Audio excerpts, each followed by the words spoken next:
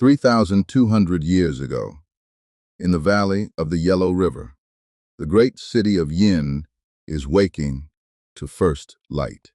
This is China under the Shang Dynasty. For most of its people, today will be spent serving the harvest, the king, and the ancestors. Dawn comes first to the farmers. A family stirs inside their pit house, dug half into the earth, its thatched roof heavy with dew. Breakfast is millet porridge, steamed in clay pots over the hearth. Grain is life here, eaten at dawn, at midday, and again at nightfall. They dress in rough hemp cloth. Silk is already woven in yin, spun from silkworm cocoons, but it belongs to the nobility alone. Beyond their doorway, the city stretches for miles. Tens of thousands live here, in the greatest settlement of Bronze Age China. The palaces of the king stand on platforms of rammed earth, soil pounded hard as stone, layer upon layer by thousands of workers. There are no coins in this world. Value is counted in cowrie-shells, carried in from distant coasts, and traded one by one. In the royal precinct, drums summon the court. The king will ask his ancestors a question, and they will answer through bone.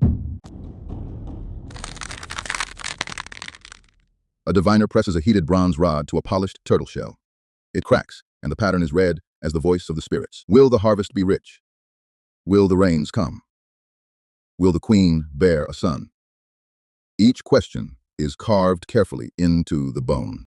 These carvings are the oldest Chinese writing ever found, the direct ancestors of characters still used by over 1 billion people today.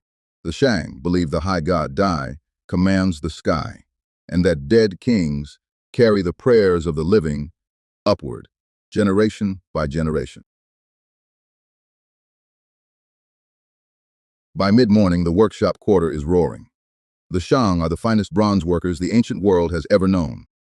Craftsmen build their molds from carved clay sections, fitted together like a puzzle, ready to receive metal hotter than 1,000 degrees. The greatest cauldron ever cast here weighs more than 800 kilograms, poured by whole teams in one perfectly timed operation. On its side stares the Tao Ti, a wide-eyed monster face whose true meaning was lost more than 3,000 years ago. Bronze is far too precious for farm tools. It is reserved for the two pillars of the state, honoring the ancestors, and war. The gate hooves thunder. A war chariot returns, carrying a driver, an archer, and a warrior armed with a bronze dagger axe. Chariots are new to China, and only nobles ride them.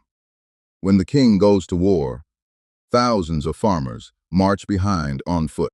One commander's name still echoes from this age: Fu Hao, queen, priestess, and general, who led 10,000 soldiers into battle. Her tomb was found untouched near Anyang in 1976, holding hundreds of bronzes and jades, and over 100 weapons. Midday, beyond the walls, in the millet fields, farmers work the summer soil with tools of wood, stone, and bone.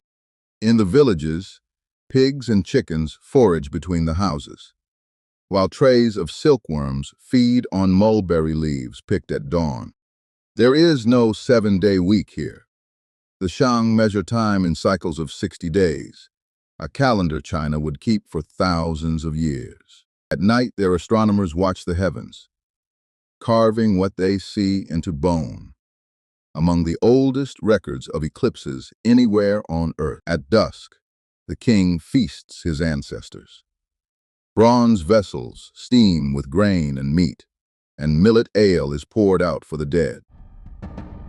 Drums, stone chimes, and bone flutes sound across the darkening city. To feed the ancestors is the highest duty of the state. In the pit houses below, families share one last meal by firelight.